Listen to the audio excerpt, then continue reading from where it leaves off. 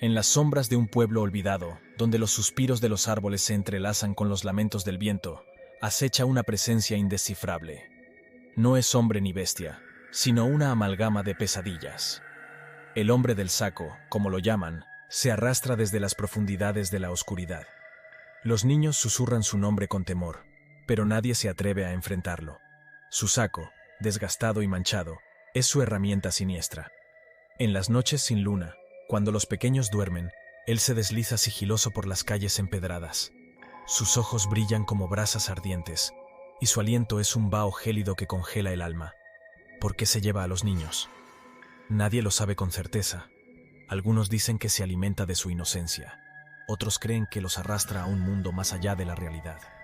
Pero todos coinciden en una cosa. Una vez que el hombre del saco te ha elegido, no hay escapatoria. Los padres advierten a sus hijos: no salgas después del anochecer. Pero la curiosidad infantil es insaciable. Un niño llamado Martín, con ojos grandes como luceros, decide desafiar la advertencia. Se aventura al bosque, donde las sombras se retuercen como serpientes hambrientas. El hombre del saco lo acecha, su saco expectante. Martín siente su aliento en la nuca y su corazón late como un tambor desbocado. ¿Será devorado o arrastrado a otro mundo? El miedo lo paraliza. El video que estás a punto de ver revelará la verdad detrás del mito. ¿Es el hombre del saco un monstruo o un reflejo de nuestra propia oscuridad? Prepárate para adentrarte en la leyenda más tenebrosa jamás contada. Haz clic en suscribirse y comparte este escalofriante relato. ¿Te atreves a enfrentar al hombre del saco? Hace décadas, en un rincón olvidado de la península ibérica, se alzaba un pueblo de casas blancas y tejados de teja roja. Gádor, así se llamaba, y sus habitantes vivían bajo la sombra de un misterio ancestral.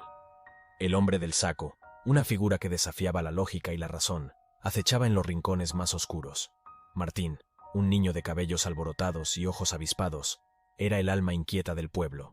Sus pies descalzos conocían cada recoveco de las calles empedradas. Durante el día, jugaba con sus amigos en los prados, persiguiendo mariposas y construyendo castillos de arena. Pero al caer la tarde, cuando el sol se ocultaba tras las colinas y las sombras se alargaban, Martín sentía un escalofrío en la nuca. El rumor del hombre del saco llegaba a sus oídos como un susurro siniestro. Los ancianos lo mencionaban en voz baja, como si pronunciar su nombre atrajera la desgracia. «No salgas después del anochecer, Martín», le advertía su abuela, apretando los labios arrugados. El hombre del saco anda suelto. Pero la curiosidad infantil es un veneno dulce. Una tarde, cuando las hojas de los árboles se encendían con los colores del ocaso, Martín decidió desafiar las advertencias.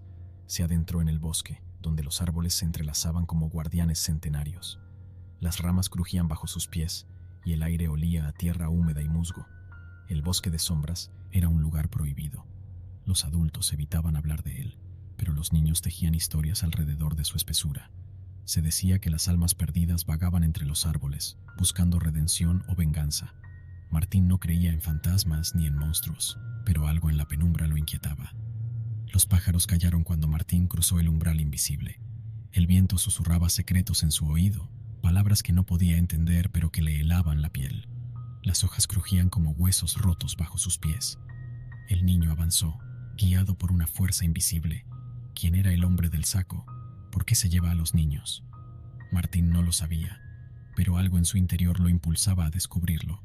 El saco del hombre del saco se balanceaba entre las ramas como un fruto prohibido. Martín sintió que lo observaban, que unos ojos ardientes lo seguían desde la oscuridad. «¿Quién eres?», murmuró, pero no hubo respuesta. Solo el eco de su propia voz, como si el bosque guardara sus secretos celosamente. Nunca más se le volvió a ver. Los padres murmuraban su nombre en las noches, como si invocaran a un espíritu protector. El pueblo de Gádor, con sus casas encaladas y tejados de teja roja, se aferraba a la normalidad durante el día.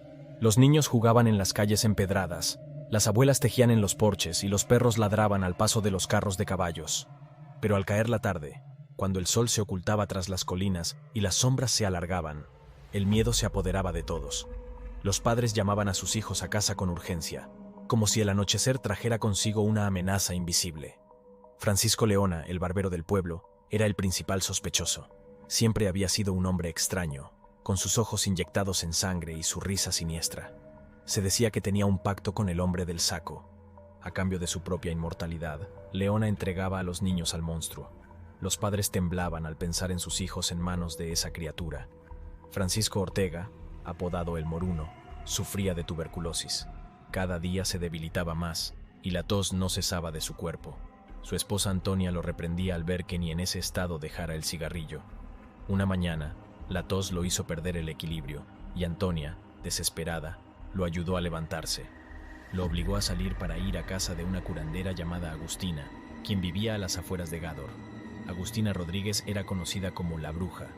Su choza estaba rodeada de hierbas secas y piedras, y el olor a incienso se mezclaba con el vaho de las pociones. Francisco Ortega entró en la choza tosiendo y sudando. Agustina lo miró con ojos penetrantes y le ofreció un asiento de madera. «¿Qué te aflige, Moruno?», preguntó con voz ronca. «La tuberculosis me consume», respondió Francisco. «He probado todas las medicinas, pero nada funciona». Agustina sonrió, mostrando sus dientes amarillos.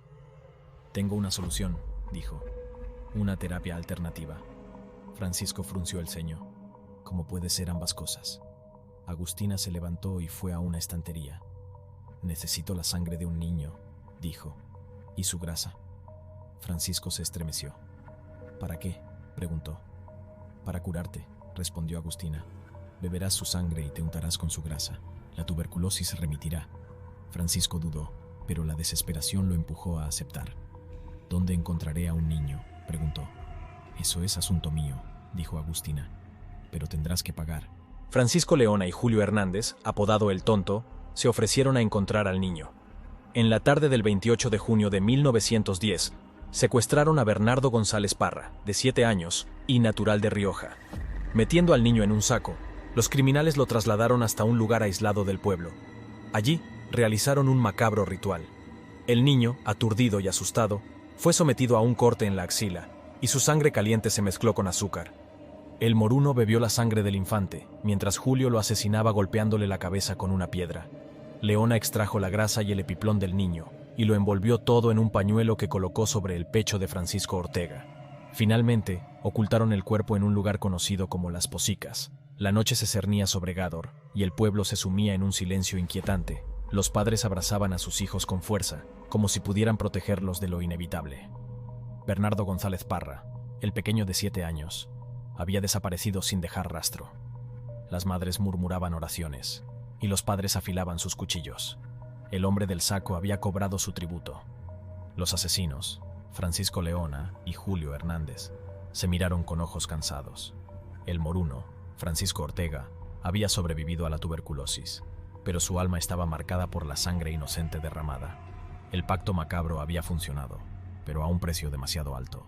El cuerpo de Bernardo yacía en el suelo, su piel pálida como la luna. Leona extrajo la grasa y el epiplón del niño, como si estuviera desollando un cordero. Agustina Rodríguez, la curandera, observaba con ojos fríos. «La grasa es la clave», susurró. «Es la esencia de la vida». El Moruno, con la mirada perdida, se aplicó la grasa en el pecho. La sangre del niño aún manchaba sus labios. Julio el Tonto miraba el cadáver con repulsión. «¿Qué hemos hecho?», murmuró. «¿Por qué seguimos vivos?». El saco vacío estaba junto a ellos. El hombre del saco había venido a recoger su tributo. Leona lo miró con desafío. «¿Qué eres?», preguntó. «¿Un demonio? ¿Un ángel caído?». El saco se movió como si contuviera algo más que aire. «Soy la oscuridad que acecha en los corazones humanos», susurró una voz. «La sombra que se alimenta del miedo». El Moruno se arrodilló. «¿Qué quieres de nosotros?», imploró. «¿Por qué nos has dado la inmortalidad?». El saco se abrió y una figura emergió. Sus ojos eran pozos sin fondo. «La inmortalidad tiene un precio», dijo. «La culpa eterna». ¿Te atreves a enfrentar al hombre del saco? Haz clic en suscribirse y comparte este escalofriante relato. Tal vez, solo tal vez, puedas descubrir la clave para detener al monstruo que acecha en las sombras.